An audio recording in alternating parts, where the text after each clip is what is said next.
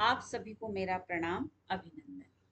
योग दर्शन के समाधि पाठ के 44वें सूत्र की आज चर्चा करेंगे। सूत्र है एतयो सविचारा निर्विचारा च सूक्ष्म विषया व्याख्याता। एतयो मतलब इसी से मतलब यहाँ किसकी बात हो रही है? पिछले जो दो सूत्र थे, 43वां और 42वां, उसमें सवितर्क व निर्वितर्क समापत्ति की चर्चा हमने की थी कि जब हम स्थूल भूत पर जब चित्त एकाग्र होता है तो उसमें शब्द, अर्थ व ज्ञान तीनों में भेद नहीं कर पाता है। वह 42वें सूत्र में हमने उसकी चर्चा की थी कि सब वितर्क, और जो निर्वितर्क था 43वां सूत्र, उसमें हमने ये चर्चा की थी कि शब्द व ज्ञान दोनों हट जाते हैं और सिर्फ अर्थ मात्र रह जाता है। और ये जो अवस्था है जिसमें सिर्फ अर्थ मात्र रह जाता है, यह निर्वितर्क समापत्ति कहलाएगी। चित्त की जो अवस्था है। अब ये जो दोनों बात की थी, सवितर्क व निर्वितर्क, यह स्थूल भूतों पर चित्त की एकाग्रता की बात थी। लेकिन ये जो 44वां सूत्र है, यह सविचार व निर्विचार की बात हो रही है।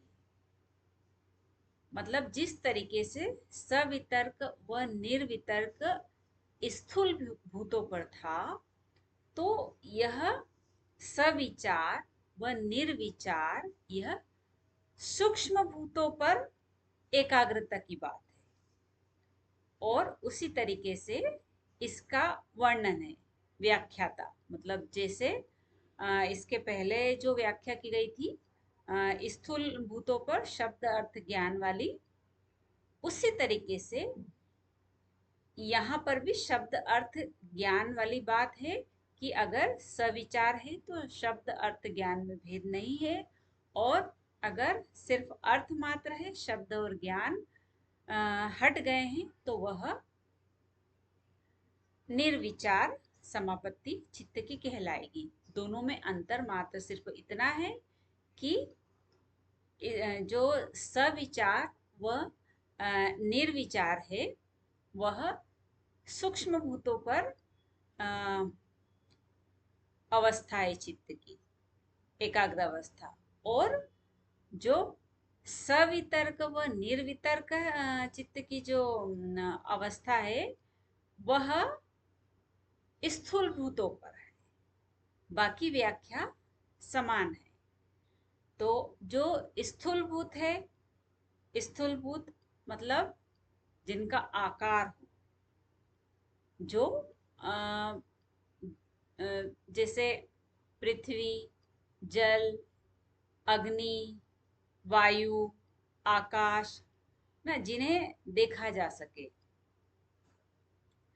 तो वह स्थूल भूत है। और जो सूक्ष्म भूत है, जैसे हर स्थूल का एक सूक्ष्म रूप होगा।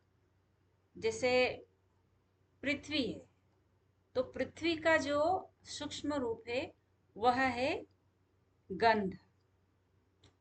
जल का सूक्ष्म रूप है रस। अग्नि का सूक्ष्म रूप है रूप। और वायु का सूक्ष्म रूप है स्पर्श। और आकाश का सूक्ष्म रूप है शब्द। तो ये जो सूक्ष्म रूप है, इन पर जब चित्त की एकाग्रता की बात हो रही है, तो वह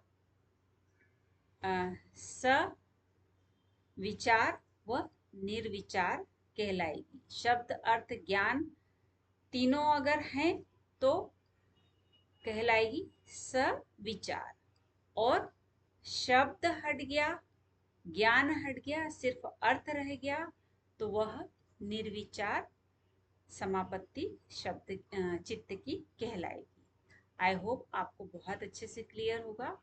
करें योग, रहे निरोग। अभिनंदन।